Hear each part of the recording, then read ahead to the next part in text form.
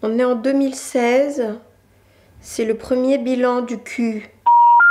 De la culture. Ça tourne. Qu'est-ce qui s'est passé depuis la dernière fois? Je n'ai lu qu'un livre durant ces 2 mois. The First Bad Man de Miranda July, qui vient d'être traduit en français, Le Premier Méchant. J'ai beaucoup aimé ce livre. J'ai souvent recommandé de tout mon cœur le recueil de nouvelles, traduit en français par Un bref instant de romantisme. Et là, c'est donc un roman, le premier roman, et c'est très très bien. C'est dur de dire de quoi ça parle, parce que si je dis de quoi ça parle, je gâche toute la fantaisie et la surprise, parce que c'est évidemment très surprenant. C'est de la surprise dans la banalité. Elle sait très bien faire ça. Par exemple, à un moment, elle prend l'ascenseur, le personnage principal, et il y a une employée d'entretien qui est dans l'ascenseur avec elle et qui nettoie les boutons de l'ascenseur. Mais je sais plus à quel étage appuie le personnage, disons le 7e. Et donc l'employé de ménage fera bien attention pour nettoyer les boutons qui sont au-dessus du 7 et pas en dessous. C'est le genre de petits détails qui, moi, me font absolument fondre. Il y en a à chaque page quasiment. On est dans le cerveau de quelqu'un qui s'inquiète de tout, mais avec une infinie tendresse. Bon, l'histoire, c'est une femme de 40 ans qui a une vie ultra chiante, qui est un peu forcée d'héberger chez elle une jeune femme de 20 ans, très différente d'elle. Et... Mais après, je vais tout gâcher, si j'en dis plus. Mais c'est mignon et à la fois cru. Il y a des rebondissements jusqu'aux dernières pages. Après, je peux plus rien dire. Durant ces 2 mois, j'ai vu 5 films. J'ai vu Carole, très beau, mais où je me suis plutôt ennuyée. Gaz de France. Grosse déception. Philippe Catherine est hilarant. La tentative formelle très intéressante, mais le scénario, le jeu des autres acteurs, l'argument, les thèmes, tout ça m'est tombé des yeux. J'ai vu Steve Jobs, très divertissant, très bel acteur.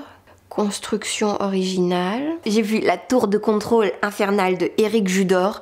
J'ai adoré, j'ai rigolé. C'est un film adorable. On sent l'influence de Quentin Dupieux très fort. C'est drôle. C'est un film français d'humour, mais naïf, candide, pur, avec de la spontanéité, des surprises. Bon, un seul rôle féminin, mais très féministe. Encore Philippe Catherine. D'une inventivité, d'une créativité, d'une fraîcheur...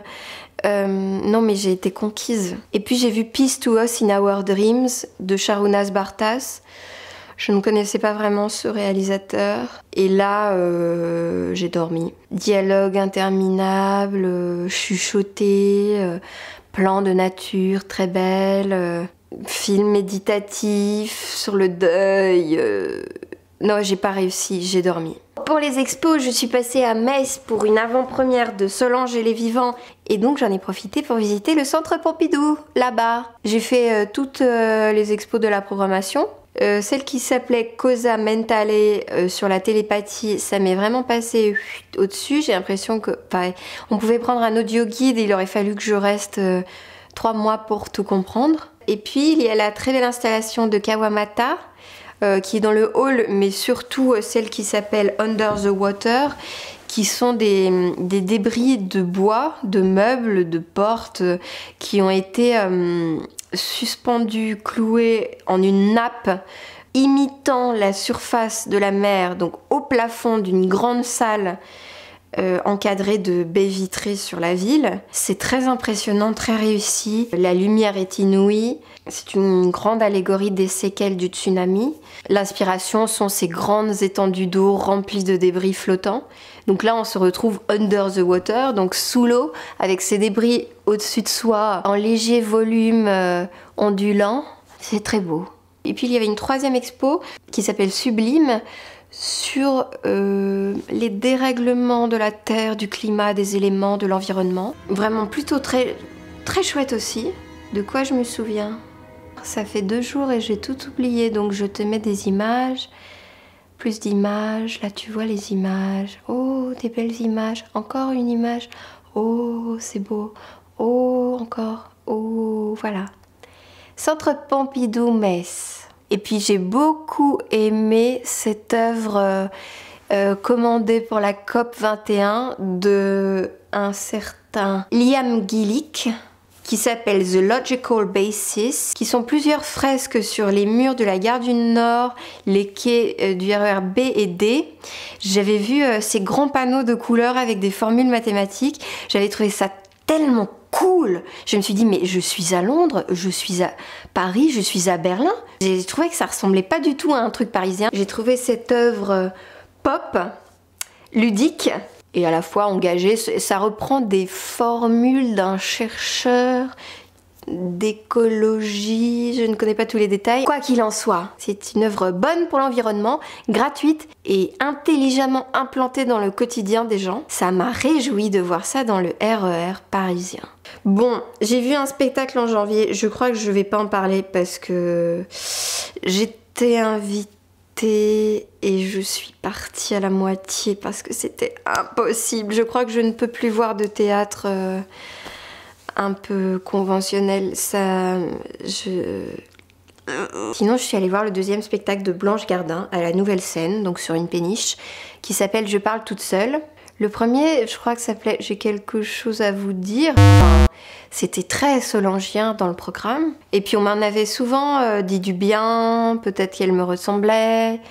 Donc j'étais vraiment très curieuse. Et peut-être que c'était parce que le spectacle était tout jeune, je crois que j'étais à la 3e date parisienne. Mais j'ai été un petit peu déçue, mais en bien. Parce que peut-être que ça reprend trop de codes du one man, one woman, que je connais pas très bien, mais où j'avais l'impression que c'était des thèmes, des transitions, des vannes un peu faciles, beaucoup d'actualité, beaucoup trop d'actualité à mon sens. Là où elle m'intéressait le plus, c'est quand elle était vraiment dans l'intime. Là, j'étais scotchée. Il y a notamment un passage sur le consentement qui est puissant. Ce que je trouve un petit peu dommage, c'est qu'il n'y ait pas une plus grande recherche de s'affranchir du genre one man, debout, derrière un micro, pendant 1 heure, où il ne se passe rien d'autre que du flow. Et elle a un très très bon flow. J'aime beaucoup sa voix, ses intonations, son abattage. Par moments, je l'ai trouvée virtuose.